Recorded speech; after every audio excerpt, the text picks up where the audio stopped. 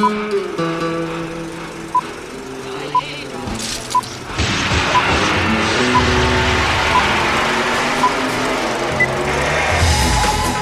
to the Reviews Without Remorse podcast with Joe, Kyle, and Ray. Be warned, the discussions in this podcast will contain detailed spoilers. Enter at your own risk and enjoy the show. And gentlemen, how are you doing this fine evening? Very well. Good to see you guys again. I'm trying to find myself a decent cappuccino, but no luck. Don't we all? I feel your pain, don't we all? It's got to have the perfect amount of foam. There you go.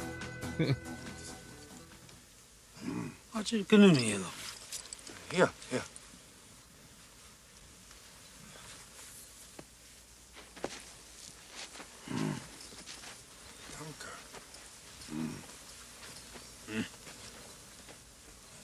Danke. Danke. Tatanka. Danke. Here. Danke. Tatanka. Danke. Tatanka. Danke. Buffalo. So, Buffalo. Tatanka. Buffalo. So we lost Graham Greene this week, which, that kind of surprised me a little bit. I mean, I knew it was up there, but I'd seen him in some things recently, and it looked pretty good.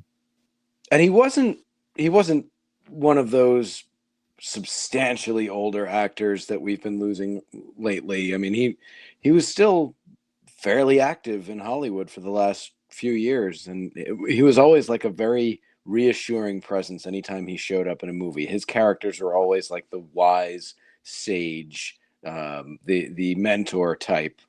So it was always fun seeing him in a movie. Got to check out Dances with Wolves. I think the first movie I ever noticed him in was Die Hard with a Vengeance, and he plays one of the not John McClane detectives. But then, of course, Dances with Wolves is the one that really made him famous. And kind of world renowned. Which to me, that's such a classic Western. I could watch that movie anytime. Yeah, Dances with Wolves. Yeah, he did. I'll tell you this: Dances with Wolves was the first thing I really noticed him in, and he was phenomenal in it. And he's probably one of those guys. Like once I saw him in that, I couldn't picture him in a lot of other things, which could be part of the reason why I always kind of rolled my eyes a little bit seeing him in Die Hard 3. I always thought that was like a weird thing about Die Hard 3 is like these are New York cops, and you know one's an Indian, one's got a handlebar mustache, one's they look like they're from anywhere except New York, you know. Which I'm sure somebody would turn around and say, well, that's New York City. People are from all over. I get it, but whatever. It just kind of seemed a little weird to me. But he was spectacular in Dancing with Wolves, and I just saw him just recently in Tulsa King in the second season of Tulsa King, I think it was. Oh, I heard of that. I haven't seen that yet.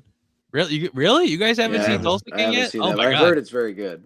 It's actually I love it. I mean, it's not it's not mind-blowing stuff, but if you like Stallone and you kind of like seeing him in older stuff and kind of doing like the older guy routine a little bit, very cool stuff. I mean, I thought both seasons were really good. Nice.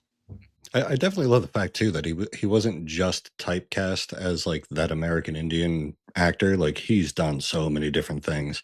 My favorite personally is Maverick, but you know, I'm kind of a Mel Gibson nerd.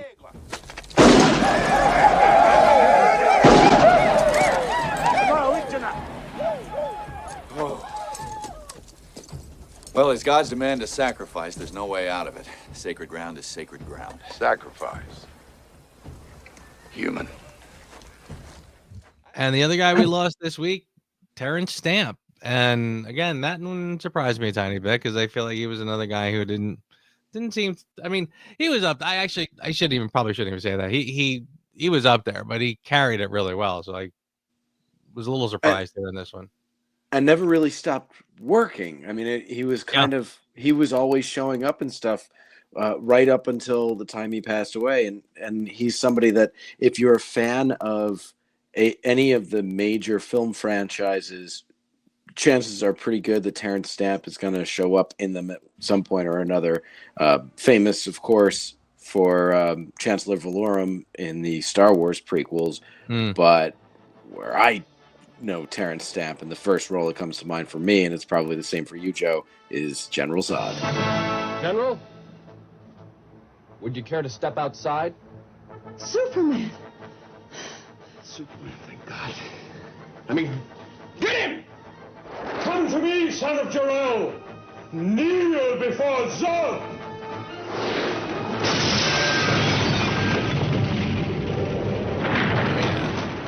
Kneel before Zod. You will kneel down before me one day, and then God. your ass! You will bow down before me, Jor-El! I swear it! No matter that it takes an eternity, you will bow down before me! Both you, and then one day, your ass! I know he says heirs now, but I thought for years growing up he was saying Jor-El's ass one day is gonna kneel down before it. I was like, "What? That's a little ghetto coming from him." Yeah, exactly. That's not the type of role. And then your ass. He's the kind of guy that I picture him, Terence Stamp, hanging out in like Carnaby Street in 1967 with Mick Jagger and Michael Caine. Like that, swinging London is the first thing that I think of when I think of Terence Stamp, and then just to be yelling about Jor-El's ass is a departure from that. Yeah, absolutely. It's weird though, like to me, he was one of those guys. Like, I didn't recognize the name when you guys are like, "Oh man, we lost him." I'm like, and then I saw the picture. I'm like, "Oh my god, he's in like everything." I feel like he just pops up like one of those guys. He is one of those plug and play guys who's just anytime a major franchise needs old British villain, plug in Terry. Yeah. No, that's true, and you're right. It's interesting. He's been in a ton of things, but he also picks his things pretty smartly. Like he doesn't just have a long list of like things that are some are junk and some are good, etc. Most of his stuff is pretty tight. I mean, he always picked pretty good projects. The last thing that he did was Last Night in Soho, which I haven't actually seen yet, but it's been on my list for quite a while now to check out. Good flick. I would definitely track that one down. Yeah. He's, by the way, did you guys ever see The Limey? You tell him I'm coming! Tell him I'm fucking coming! No, but I've heard of this film. Yeah, that's the one you need to check out. That's what a good movie. That was I would even say that film was even a little before its time, because it kind of reminds me of like Liam Neeson in the Taken movies, and there's even a little bit of Nobody in it, sort of. Maybe not quite so, not quite so fight centric, but kind of, just a little raw. You know what I mean? And he's that kind of guy in this, and it's really, really well done. I would definitely put that one on the list. Okay. Yeah, I've heard of this movie as like a pseudo Taken Harry Brown kind of revenge thriller. So it's the kind of movie I think I would enjoy. And he's just badass in it. I mean, like, again, you know him, so just imagine him doing that kind of a role. He's super intense. Yeah, he'd be perfect for that type of movie. Yeah.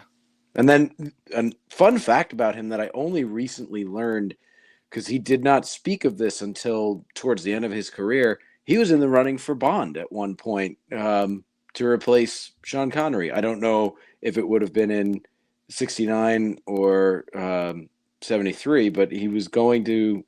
At one point, he pitched to the Broccoli's like, "Hey, I'm here and I can do it.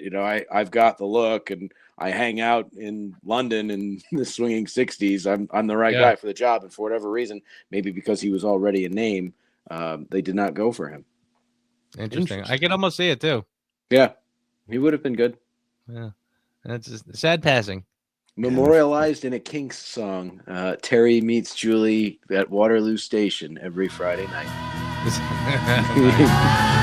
Terry meets Julie, Waterloo Station every Friday night.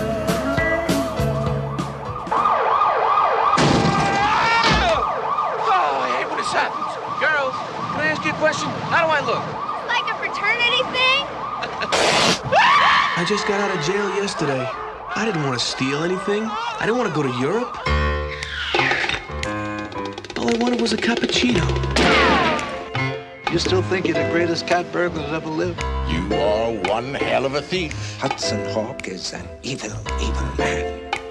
The Big E. I'm just some guy that's good at swiping stuff. Cat burglar Hudson Hawk is forced to steal Da Vinci works of art for a plot of world domination.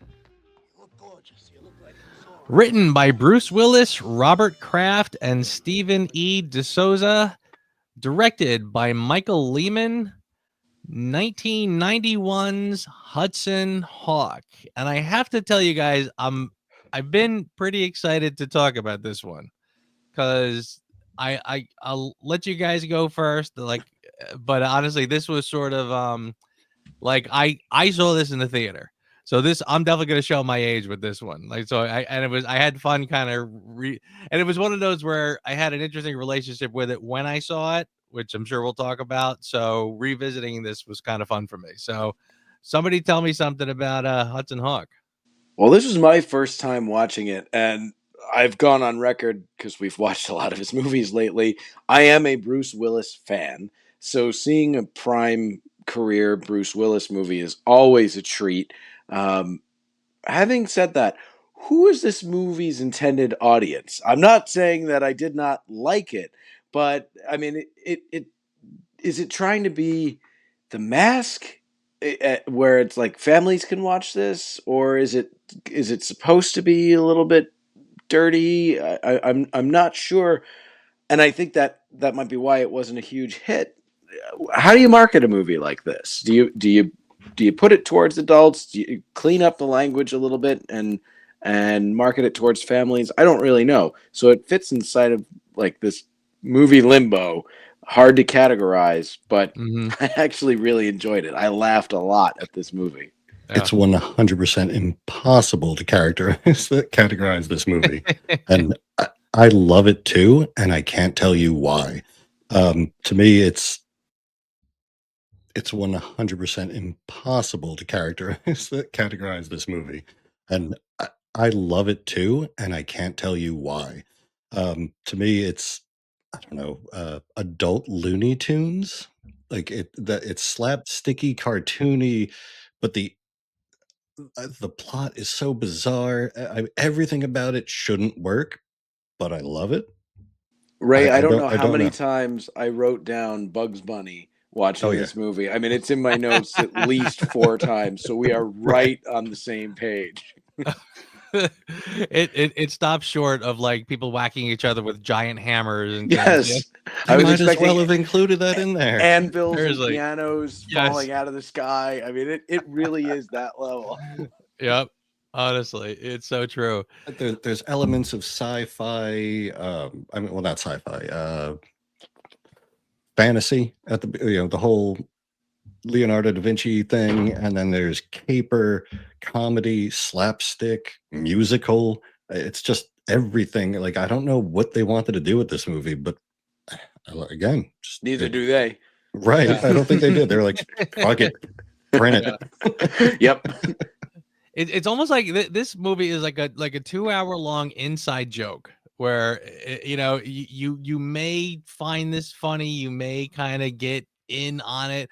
I remember seeing Bruce Willis on David Letterman when this came out, and I remember him saying something to the effect of, you know what, if you get it, you'll get it, and if you don't, you don't. So it was, and I kind of feel like that's kind of it. Like, either this kind of speaks to your sense of humor or it's not going to.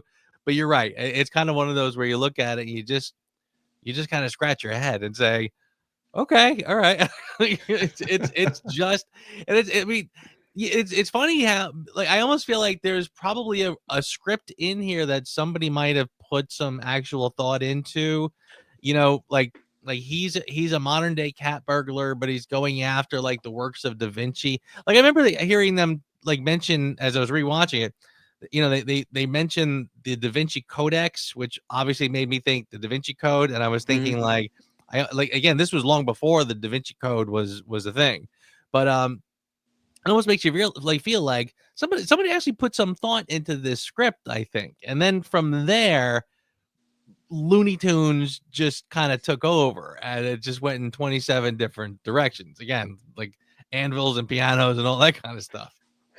I could see this movie going down the Ocean's 11, Thomas Crown Affair type of heist movie where it's just a straight up master thief, like in the mold of Cary Grant or David Niven steals precious, priceless works of art. It didn't go that way. I mean, it would be like if Jim Carrey's character in The Mask was that master thief. I mean, it just turn it into a cartoon, which it's a twist on it because I think if it was a straight up heist movie, it would be a pretty thin one. It would have gotten lost in superior heist films. This one stands out because they're playing it totally for laughs and winking at the audience throughout. And if you're in on the joke, you'll enjoy it. Right. Yeah. I mean, it kind of, it's like it's almost like you could see through, like when the smoke settles after all the shenanigans and you sort of see through to like, again, the plot, the central plot, you could sort of say to yourself, I mean, it does, right. It has that almost like James Bondish Thomas Crown sort of feel to it. You know what I mean? I mean, it's got exotic locations. It's got, I mean, the romance with the woman. I mean, I kind of feel like it's like there's some substance underneath all the fun.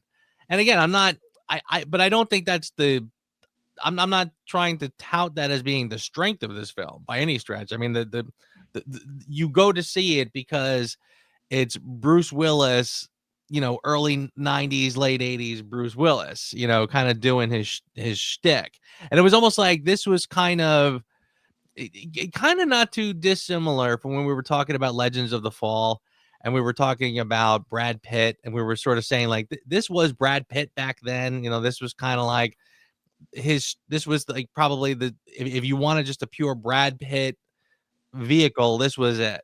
I kind of feel like this is Bruce Willis's vehicle. Like this was kind of him in, again, the late 80s, early 90s. He was kind of doing, this is back when he was doing Seagram's Golden Wine Cooler commercials. Seagram's Golden Wine Cooler, Seagram's Golden Wine Cooler. He was singing in bands and stuff and having a good time. And he was constantly smirking and making wisecracks. I mean, this was him. So, and I kind of feel like a lot of the humor in this, comes from that. But so, yeah, so kind of getting back to like, again, like I said, I saw this in the movie theater and this was kind of right up my alley at that point. The cast in this is fantastic. And I kind of don't even know where to begin with this cast because it's so good. I mean, just having him and Danny Aiello, I think is sort of the perfect combo over these two. James Coburn, I mean, probably one of the last things he mainstreamish things he was doing. Richard Grant is in it, but the standouts for me. So one of them, I'll talk about Andie MacDowell first because she was kind of like, she was sort of my early 90s Hollywood crush back then. Okay. She had you speaking to the dolphins, did she? She certainly did, yeah. And I will say there were some moments where they tried to still raining. I didn't notice. Right. They try to get her to be funny, and I'm like, maybe you shouldn't do that with her. but no, I mean, like, so, like, seriously, my 80s crush was Daryl Hannah, and then in the early 90s, I kind of discovered Andie MacDowell, and all of a sudden she was my new crush.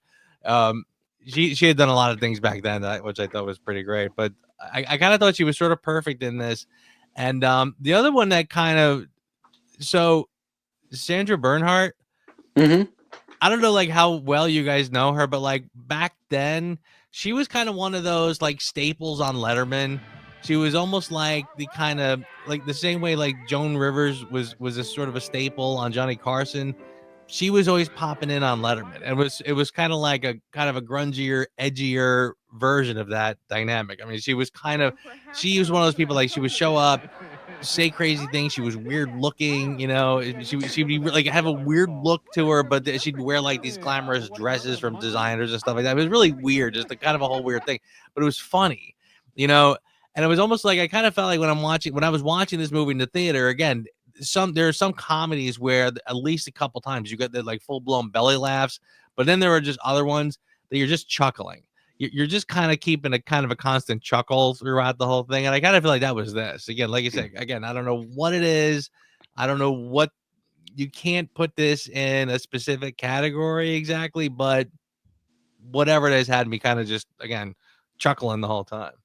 Oh yeah. The cast is absolutely one of the strengths in this movie, and blink if and you'll miss him. And I don't think he has any lines, but of course he's wearing sunglasses. A young David Caruso shows up in this movie, and he's David Caruso. I mean, that's exactly unmistakably David Caruso.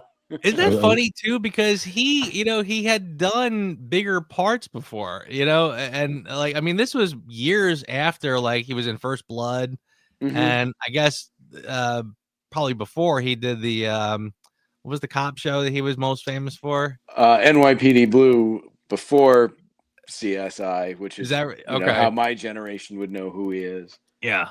So it was kind of weird seeing him in, like you said, a blink and you miss it spot. I mean, it was him, but again, didn't talk, didn't anything. So it was just all right, whatever. I was expecting I don't think him it was blink and you miss it. Take the sunglasses off and give one of his one-liners. Yeah, right. I wouldn't say he's blink and you miss it, but when you were talking about standout performances, he was one that I wrote down, Kit Kat, the mime CIA agent. I thought he was funny as hell. Just, my name is Kit Kat. This is not a dream. Like, it was comedy, comedy. Yeah. It was fantastic. Yeah. And the other, I won't call it a cameo, but I thought Frank Stallone was great in this. And I kind of felt like it was kind of cool. Honestly, I was watching this and watching him saying, he really should have gotten much more work than he did. I know he was kind of like, again, just known for being Sly's brother. So it's almost kind of a novelty, but I mean, I thought he was pretty damn good in this. I thought he made perfect sense.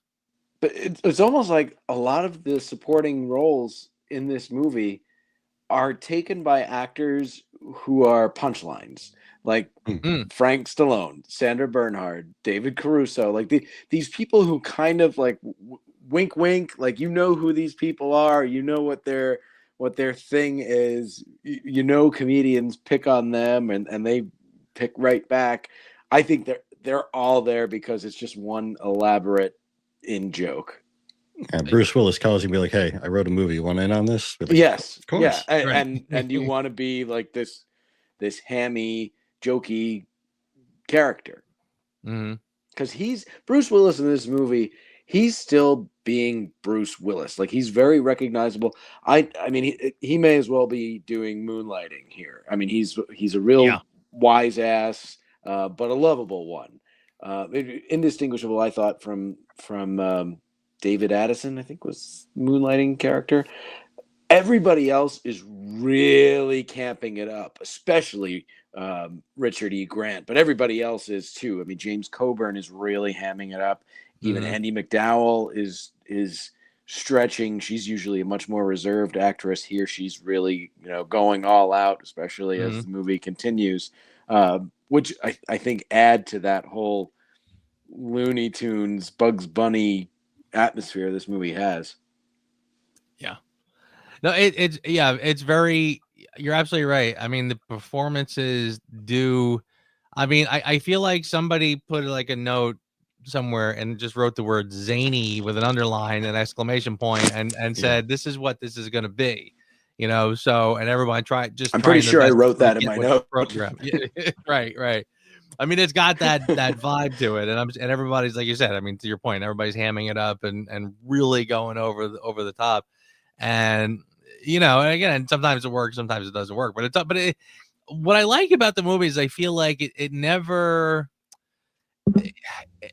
stops. Like, it's kind of constantly delivering, and again, I'm not saying everything that it delivers is a gem, but it is kind of, it's kind of unrelenting in a way. Like, it's constantly sort of doing something new. I think I watched this. I didn't watch it twice, but I remember when I watched it, I had to watch it because we just got home from the Cape, and I just drove like all day, so couldn't keep my eyes open. I tried to watch it the first night, got about halfway through, and I couldn't keep my eyes open, so I turned it off, went back to it, watched the rest of it. Then I kind of went back to the beginning, and started watching a little bit to try to, you know, kind of keep it fresh in my mind. And I was like, oh yeah, okay, so I got it. And again, like, I mean, I saw this in the theater decades ago, but I don't think I've really seen it since.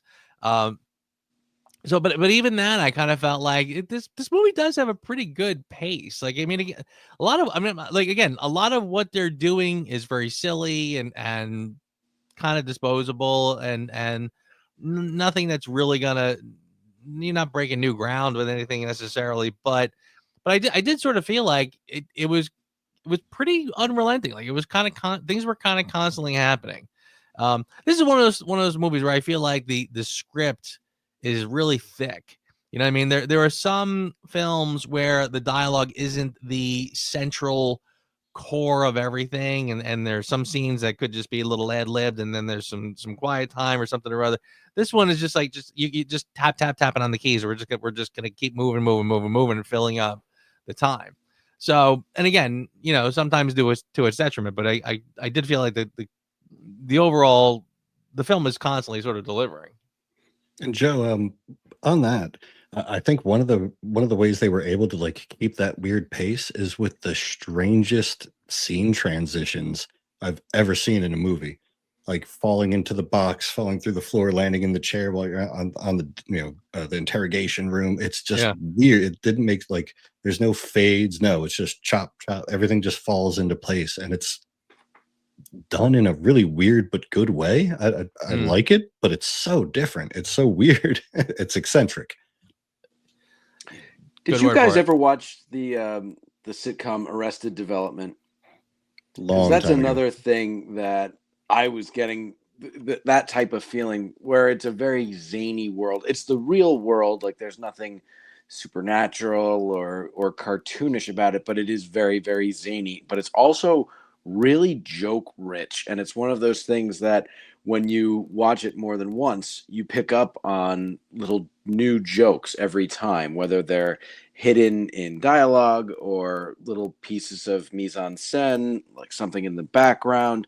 I've only seen this movie the one time, and already I was picking up on these little things, like the Mafia family being the Mario brothers. I thought that was funny. Right. And at the beginning of the movie, they talk about Nintendo. What's Nintendo? Correct. And then the Mario brothers. Exactly. And it's that one I thought was funny.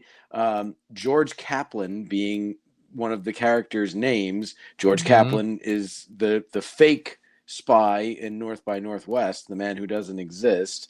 And the one that I really thought was funny is the ringtone from Our Man Flint, which is James Coburn's most famous part, and you hear it in the movie 4 or 5 times. Yeah, oh, that's right. Wait a second. I did the same thing. I was like, wait. This is Bruce Willis putting this in this movie specifically because he has James Coburn in his movie, and that's like his little like wink, wink. James Coburn's here. He's Our Man Flint, which I thought was hysterical. Yep. Yeah, there's a quick line, again, blink if you miss it, when he's talking to the Mario brothers, and he says to Frank Stallone, he goes, "Is it something so simple even your brother could figure this out," or something or other. It's like, again, you know, like, yeah, something so simple even I can figure it out. Right. Yeah, no, you're totally right. I mean, honestly, you can feel a lot of homages to different things, and I don't think it's. I don't think it's a stretch to say Looney Tunes is probably one of those things. I mean, honestly, there's the whole scene when he's in the ambulance and he starts fighting, and then all of a sudden he's outside the ambulance getting dragged around. I mean, you're literally just going like, what the heck is happening? My favorite little, I mean, oh my God, seriously, when the lady throws a cigarette, he catches it. Menthol. I mean, I'm like, who would write this stuff? Like, who would even think to do that? It's hysterical. Eddie, we're hanging off a castle in the middle of Italy, and you're asking me how you look? Okay. You don't gotta get technical about it. You look gorgeous. You look like Zorro. Well, I didn't know. Buongiorno. Yeah, buongiorno. Maybe you could help me. I'm being blackmailed into robbing the Vatican by a psychotic American corporation and the CIA. I don't, You don't speak English? You have very beautiful eyes for a man. Bunny, Ball. How do we feel about the Mayflowers as a couple? I mean, it's a different cartoon, but Rocky and Bullwinkle, Boris and Natasha, like the hammiest villains that you could possibly imagine. Just world domination. Camp it up as much as you possibly can, and I'm here for it. Richard Grant is one of those actors that always makes me smile, even when he's in a serious movie.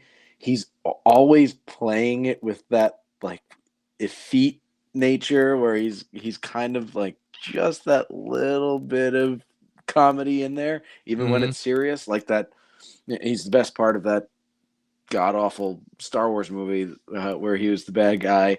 And again, it's by no means a comedy or even a comic relief role that he's playing, but it's so funny to watch him because he has that mannerism in any role he takes. Yeah.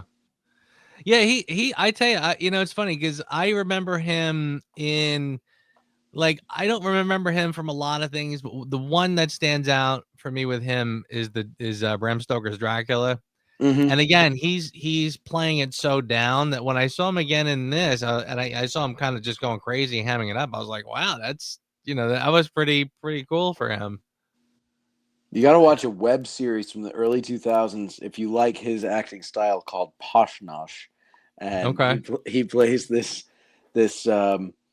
aristocrat and his middle class wife, and they're constantly like sniping at each other while they prepare all of this fancy food. It's like it's a spoof of a cooking show, and the episodes are only like 15 minutes long each, but it's really, really funny. And it's him showing off his comic sensibilities like he does in this film. Maybe not as hammy, but similar.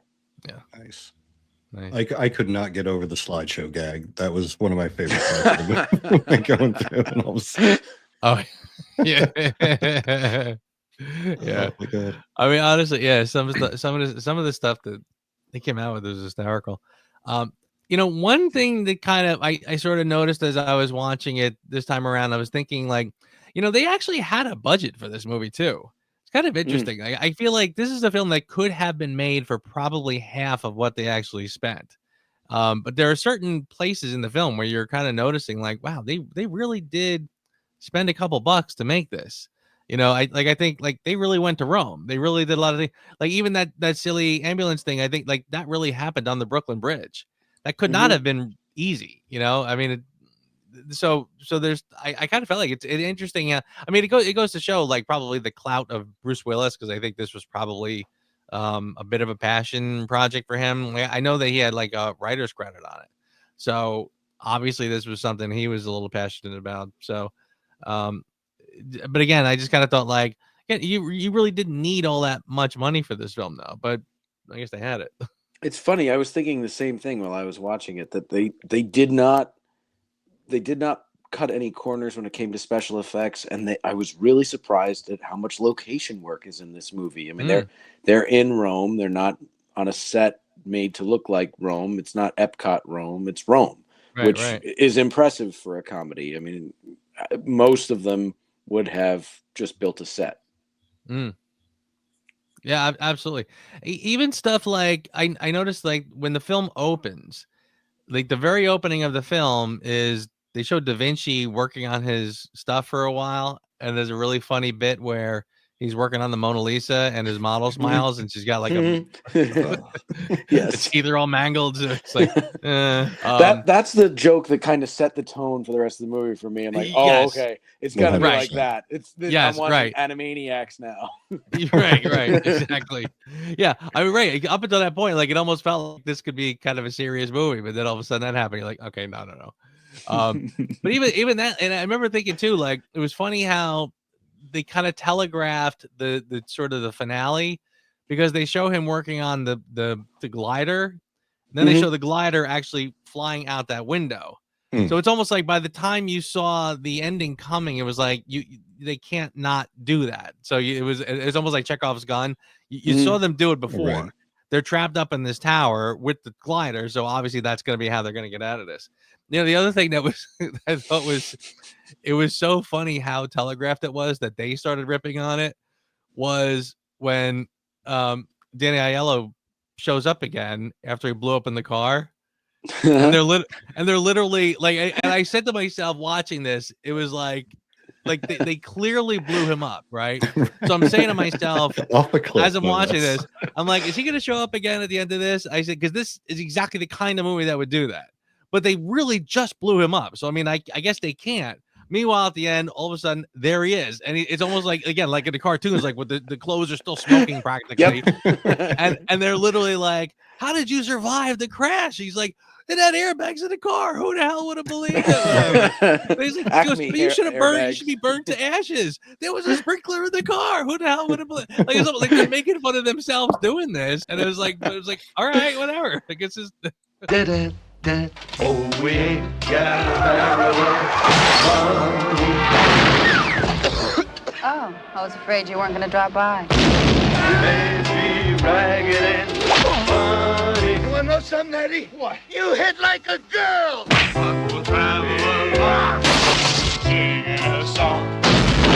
Started the week by stealing the sports stuff and ended it by swiping the codex. Yeah, but what are your plans for the weekend? Hosting away the Coliseum? Can't we just go back to the kissing part? Joe, you were talking about aging ourselves because you saw this in theaters. I remember renting this from a Mr. Video as a kid. And then growing up, Kyle, I'm not sure if you might have had experience with this, but how many times did you play basketball, throwing your change, going down the parkway into those little baskets, your 35 cents or whatever the toll was? Of course. We used to make that a game. All the time.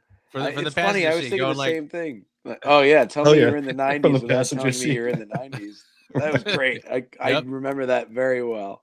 Yeah, that was even as I was watching. It was funny. Even as I was watching it this time, when I see him, he's flying down the thing on the gurney, and all of a sudden he sees this toll booth, and then he starts digging for his change. I'm like, what the heck is he doing? Like, and then he trying to get the thing open. I was like, oh yeah, right, that was the thing. I forgot. Like. There was no easy pass back then. Like, it took me a minute to realize there was a practical reason why he was doing this, beyond the fact, so kids, there used to be this thing that we called coins. Long before Easy Pass and just getting things mailed to you. So I got a question for you guys. I didn't actually look this up, but he looked and sounded so familiar. Who played the Cardinal? Yeah, he's a guy. You know what? I thought he was a guy from Bond too, by the way. But now you're gonna make me look this up because I was curious too. Where? Yeah, I don't recognize anything he's in. Like when Anna's down there and she's like praying, because she might sin and all that, and all of a sudden the thing lights up, like meet me here, blah, blah, blah, blah, blah, and then he comes out. I'm like, oh man, who is that guy? His name is Leonardo Cimino, but I don't recognize. I thought, I could be wrong, but I could have sworn he was the guy from Indiana Jones and the Last Crusade who says, "If you are English law, then I am Mickey Mouse." That guy. He does look like him, but that's not in his filmography. No? He's in Moonstruck as a character named Felix. I don't remember him in Moonstruck. Oh, I should know him from that. I watched that one like every week with my mother-in-law now. So. And that is really the only thing in his filmography that I recognize. He a small part in the David Lynch Dune. I don't remember him in that. And that's it. A bunch of TV. At least that I recognize. I mean, he's in a whole bunch of movies, but nothing that I know. Yeah, that was, and there was a quick shot of the Pope watching Mr. Ed. I saw that. I'm like, God, really? Come on. You're right. That was funny. Honestly, there was a lot. I actually remember. I remember when I saw this, and when I saw Andy McDowell walk out in the nun's habit, I remember kind of going like, wait, are we really doing this? Like, is that really what they're gonna say?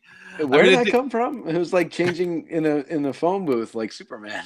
Honestly, right. I mean, again, it was like, wait, you're gonna try to tell me she's an undercover nun, yet she knows her hair is stunning, her dress is always stunning. Like, I don't know. So a little bit of a stretch there, but yeah. But again, as the tone of the movie, they just went nutty. Oh, perfect. Did not hold back. I mean, the only thing that was missing was at one point the Hawk putting on a dress and lipstick and trying to like flirt his way past security guards. Where was that gag? Honest to God. I mean, really, yeah. Everything was like it was like Roadrunner and Coyote. Yep. Which is great. I mean, we grew up on that stuff, so it's fun when you get to see that, and you know that that's what you're in for.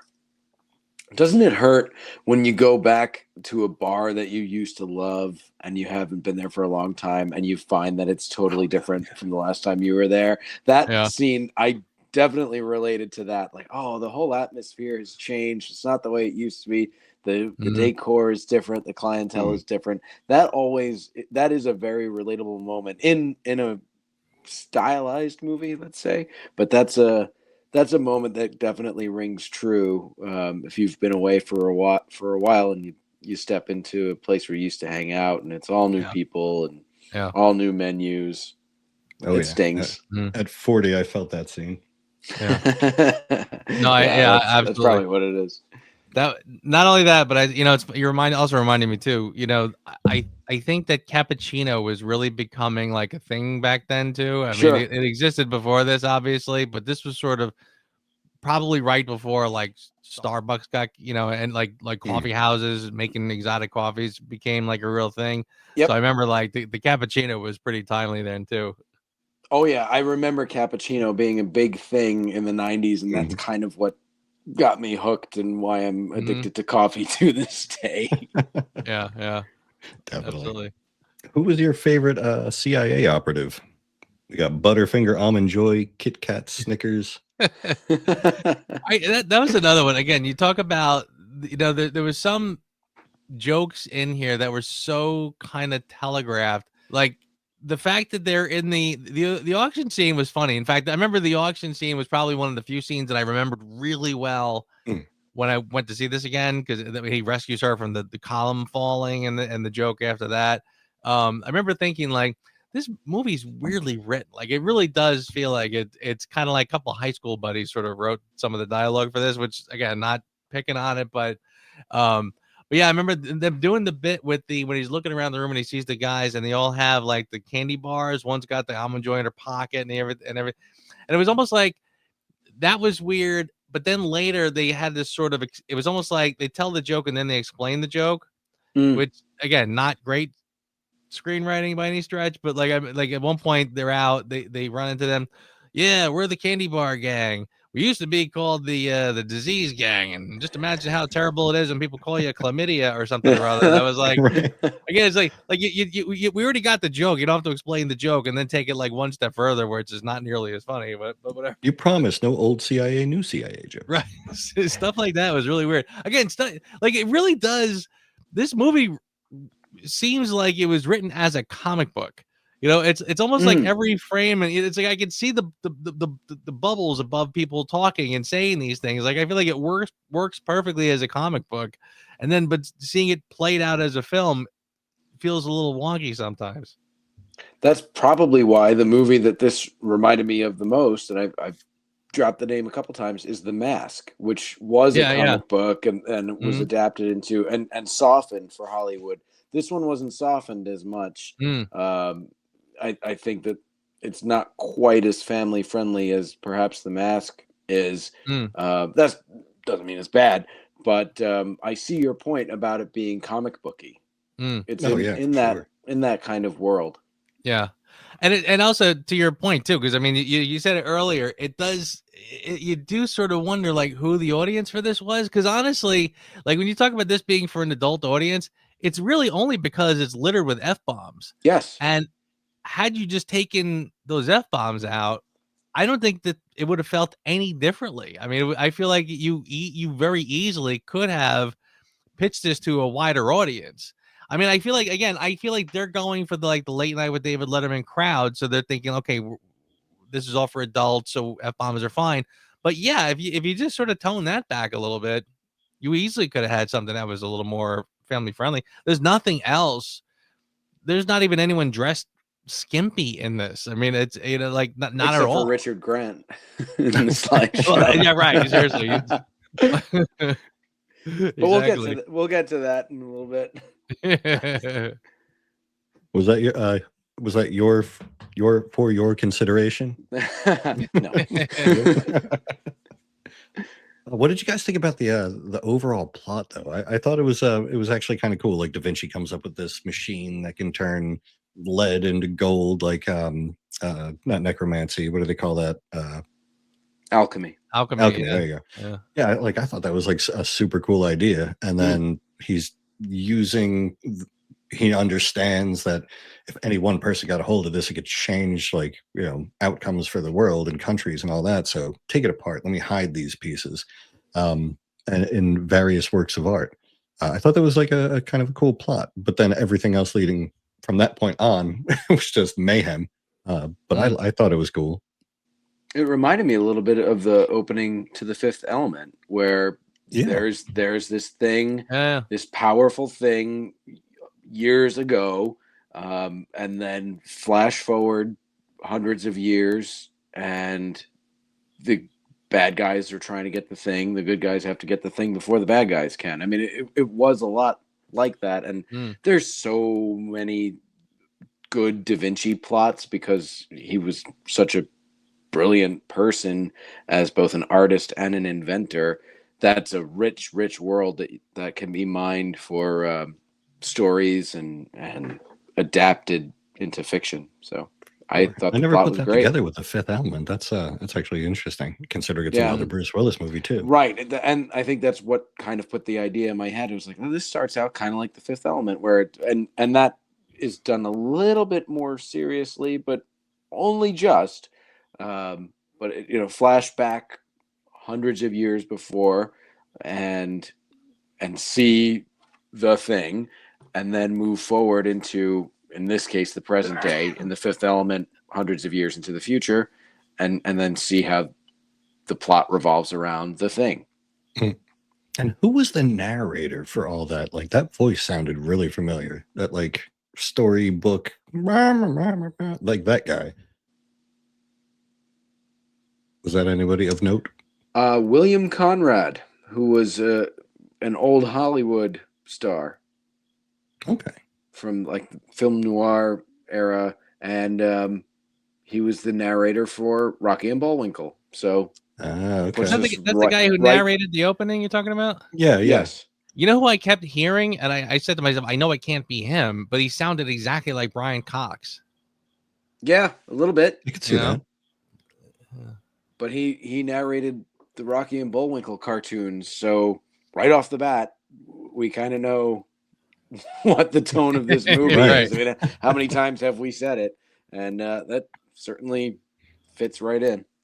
Yeah, but right to your point, honestly, I agree. I really do feel like there is a pretty thoughtful, screenplay under this. I feel like, once you get through all the zany, there is something here. Like, honestly, it wouldn't have taken.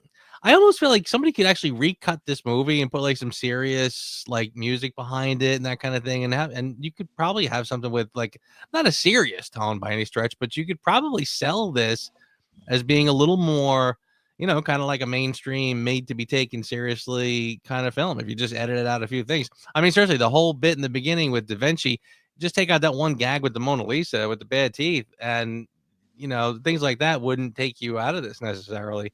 I mean, like I said, I'm not trying to say that this. I mean, it's a certainly over the top, crazy town movie, but again, like just a couple tweaks here and there, you could have had something that was kind of, I wouldn't say realistic, but I mean, honestly, there was bits in this where I was getting vibes of the Da Vinci Code. Which, again, it's not something I would take very seriously either, but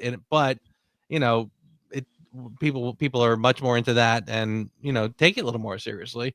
So yeah, I mean, it's kind of interesting. I feel like this is a film that's probably got a lot of interesting could-haves, should-haves kind of stuff that goes along with it. Oh, for sure. And it was a total flop, and it only just became like a kind of a cult classic. It's kind of like you either love it or you hate it at the time, and now it's just built up that reputation of being so bad it's good. Yeah, and I can see why. I can see why it wasn't a hit. and it needed home release in order to gain an audience. It almost feels like even when they were making it, I almost get the impression that they kind of knew that was sort of what they were shooting for. That they know that this is going to be kind of a weird, goofy cult classic. And again, the way everyone is performing, the way everybody goes so over the top, you can tell they're kind of swinging for the bleachers. You know, they're really hoping and expecting this to be really, you know, a movie that people are going to remember. And I think, frankly, I think I would call this a pretty underrated movie. You know, again, I'm not, and it's funny too. I'll say this, not to spoil anything. I'm not going to say what my score is, but I remember as I was watching this, and even just thinking about it afterwards, it made me kind of rethink about how we score movies. You know what I mean? Like I can't score it high just because I get a kick out of it, that I kind of, you know, I like, all right, I get some of the jokes. I know some of the vibe that was kind of around back then and what they were sort of going for. And so for me, I get a lot of chuckles out of it. Does that mean I can call this a really good film and really score it and really, you know, kind of recommend it as it is one of those where either you get it or you don't, you know? And again, I'm people who don't get it, I not gonna argue with, because I mean it's a weird movie. I get it. Well, I think having that Mona Lisa joke in the beginning is good for the audience because it does set the tone for what type of movie. Put aside any idea that this is going to be a straightforward heist movie, and I think, Joe, you said make a couple changes and it would be a little bit more serious, a little bit more grounded. I don't know that it would have stood out as much. I think without that Looney Tunes feeling, it would just be another run-of-the-mill heist movie, and I think it wouldn't be anywhere near as special. Yeah, I totally agree with you there. I mean, you know, it's funny how a lot of big name actors like the Bruce Willises, the Schwarzeneggers, the Stallones, I mean, they've done films that you would never call it a B film, but also kind of they're a little more forgettable, and they just kind of get lost in the catalog of, you know, films that they've done, but nobody really remembers them for any reason. This one probably, and Bruce Willis has a bunch of those, right? So if they tried to do this a little more, if they try to play it a little, you know, straighter, it would have just ended up as one of those kinds of movies that you just forgot about. It's only memorable and because it's so Looney Tunes over the top crazy. And how did this of all movies get a video game to go with it? Is that right? Well, there was a Hudson Hawk video game that plays came out, like a video game, and I mean, there's lots of reference to video games. They talk about Nintendo a few times. There are characters called the Mario Brothers, so I mean, it is a video game of sorts. Yeah, that's true. I think this is one of those movies that needed the internet. And it came out a little too early for its own good. And if it would have come out a little bit later in the internet era, the word would have spread a little bit faster. Like, hey, you got to check out this movie. It's hilarious. And an underground community would have started up sooner had this come out in the more connected world of the late 90s up through to today. Yeah. I completely agree with that because, like I said, I mean, I probably wouldn't have connected with this film except for the fact that I'm college age. Again, we're staying up late because David Letterman is still kind of the new edgy version of. Again, he's not Johnny Carson. He's edgier and he's funnier and he's you know, that kind of stuff. Like I said, Sandra Bernhardt was. Everybody was going like, what is she like? What, you know, she's kind of this crazy personality. So, yeah, I mean, honestly, and to your point, that's exactly the kind of thing that the internet would have picked up on and said, oh my God, if you like these things, you're going to love this. So you got to go see it. And it's one of those things where people tell each other, you're not cool if you don't laugh at this because, you know, because it's edgy and all that good stuff. So yeah, I mean, to your point, that's exactly correct. Not very nice. No way! Yes way! That's a bad sign. Did I miss anything? Did you miss anything? You're supposed to be all crashed up at the bottom of the hill. Airbags, can you fucking believe it? You're supposed to be blown up into fiery chunks of flesh. Sprinkler system set up in the back. Can you fucking believe it? Yeah, that's probably what happened. Drink your cappuccino. Which brings us to scoring this film, which I said earlier was probably going to be tricky, but I want to hear what you guys have to say. Ray, what do you got? So this is a hard one to score because I grew up with it and liked it for since the first time I saw it. And then watching it again, I still laugh at everything. But there are some issues that I have with it, which we'll get to, mainly one in particular. But I would love to give this like an 8 or higher, but it's not for everybody. So I'm realistically giving it a 6.9. I think it's high enough where I still enjoy it and everything. It's definitely above a 5. It's just bonkers, and I'm trying to see both sides of it. Like I'm trying to see both sides of it. Like somebody never seeing this before, you're either going to love it or hate it, and it's a 50-50 shot. So 5's in the middle. I got to jump it up a little bit. So 6.9 for me. There you go. Kyle, what do you got? Ray, I'm right there with you for a lot of the same reasons. I gave this movie a 7 because it's not for everybody. It's not the most accessible movie I've ever seen, but I had a really good time with it. I thought it was very funny. I love Bruce Willis, and Bruce Willis in his prime is always a pleasure to watch. And the rest of the cast is just stacked with talent. Everyone seems to be having such a good time, just hamming it up and laughing at each other. It's a fun hangout kind of movie. So I have to score it on the higher side with a 7. Awesome. Yeah. I think we are all very much on the same page with this one. I also fell on a 7. I was sort of debating on, I was possibly leaning towards a 6. So again, right there with both of you guys, I think. But I said I'm not going to penalize the movie just because I think empirically other people might not. No, I listen. I get a kick out of it. I thought it was funny. It's Bruce Willis in his prime doing the Bruce Willis thing. I think he put together an incredible cast. The production value is very good. When you see Joel Silver as the producer, you're like, okay, this is a pretty legit movie. No weaknesses really that I feel like it's the kind of movie they did the kind of comedy that they wanted to do, and some people will get it and some people will not. So yeah, and quite frankly, I also felt that, even just watching this again, I was also getting a little vibe of, this is kind of how movies used to get made. And I kind of felt like, even though it's really, really weird, there was a lot of things in here that I thought pretty damn good. I mean, honestly, even like as silly as that, the the Brooklyn Bridge chase is, they're actually out there doing it. So I kind of felt like, again, props, because they kind of put the effort into this. So and again, if you like Bruce Willis, he's right smack in his prime. So I like it. I give it a 7. Yep. It's your review, not anybody else's. That's right. Yeah. Is that the first time we've all been on the same page? I think this is probably the closest, the most in sync we've been. Yeah. It's been a while since we've all agreed on a film. Yeah. I totally agree. But who, for your consideration, who wants to go first? Kyle, you want to kick it off?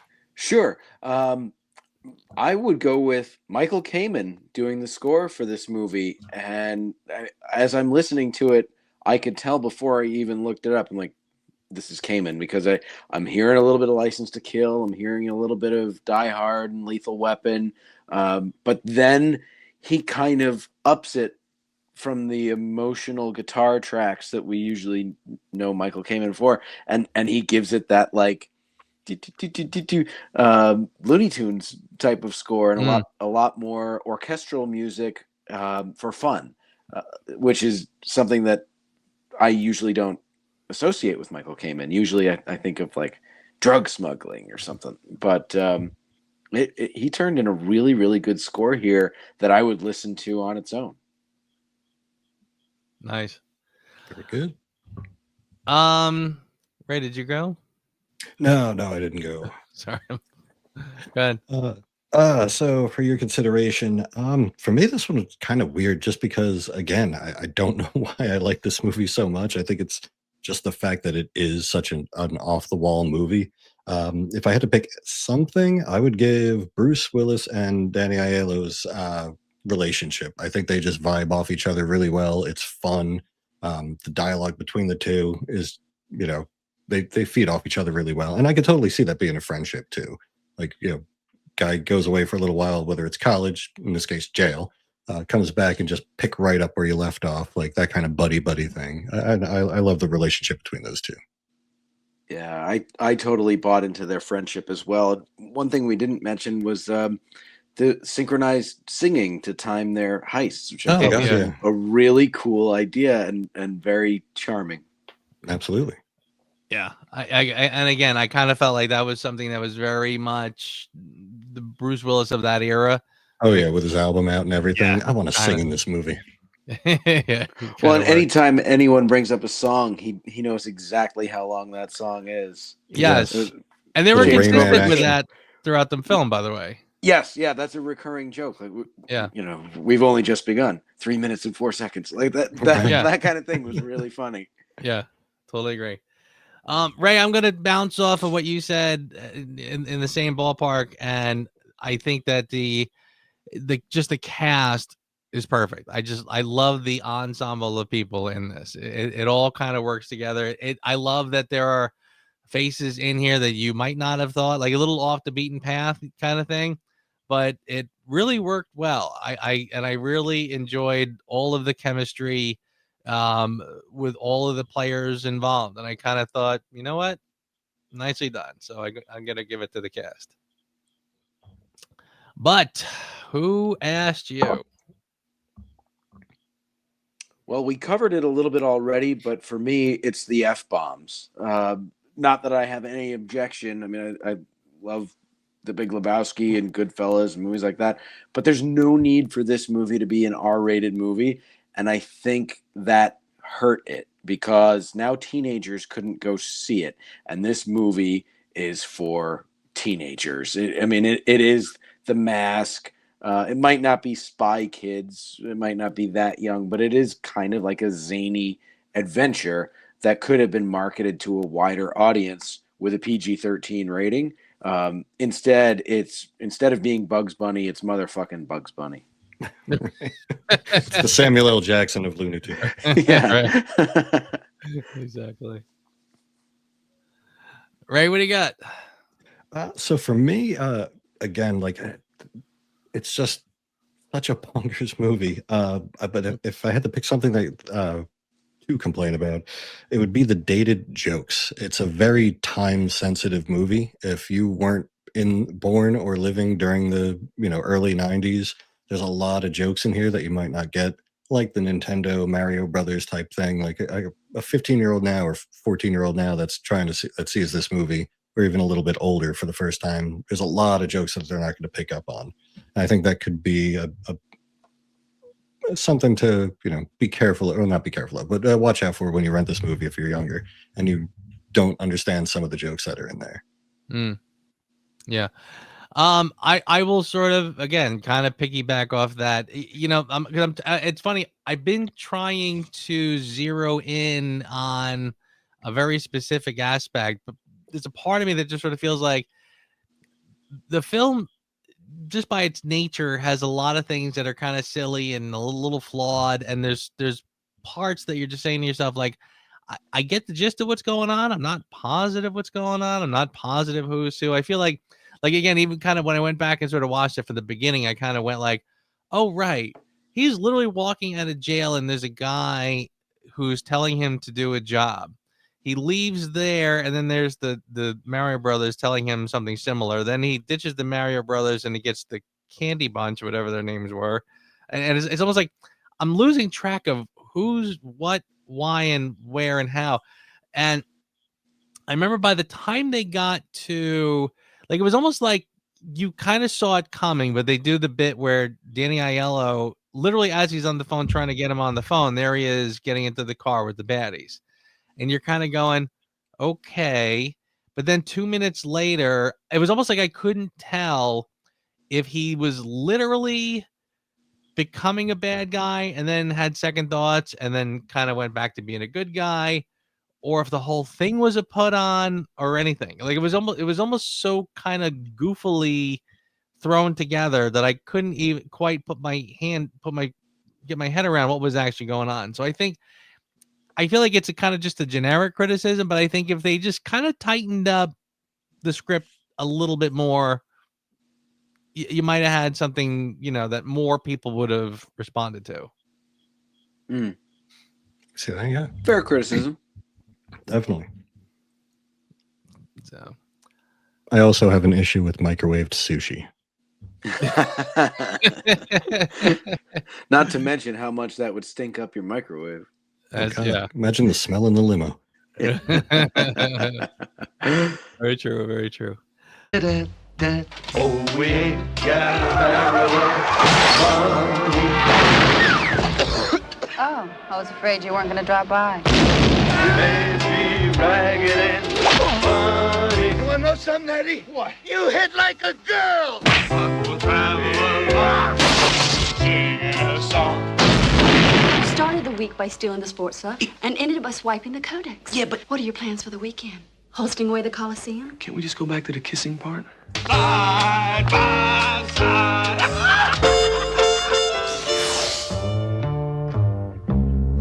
Life doesn't get much better than this. Gentlemen, I think that is Hudson Hawk. And by the way, who had requested this? Where did this one come from? Was this it somebody or we me? Had, I don't know. Had to be you, Ray, because I was think it not probably was. aware of this. We'll just go with that, sure. I don't remember. Yeah, I don't remember how it kind of came up as a possibility. I'm like, yeah, let's do that. And again, I knew this would be sort of a fun memory lane stroll for me because again, like I said, it was at the time I saw this, it was, kind of hit a lot of the, the marks that I was kind of looking for. But again, it does make this kind of weirdish cocktail, so I was kind of interested in talking about it. So nicely done. Yeah. I had fun talking to a couple of schmucks from New Jersey. There you go. Gentlemen, thank you. And I will see you here next time. Good night. Take care. Thanks for listening to the Reviews Without Remorse podcast with Joe, Kyle, and Ray. Join us here every Thursday for a new episode. You can also find our episodes on our YouTube channel. Check the link in the description. All clips in this podcast are for commentary and critique and are considered fair use. No copyright infringement is intended. Much better than that night you pretended your penis was Danny Aiello. Oh, that is so interesting, Danny Aiello. You've got the best Spike Lee stories. What's that? You want to meet my wife? Peter, stop it. Lois, just say hello. You're embarrassing me in front of Danny Aiello.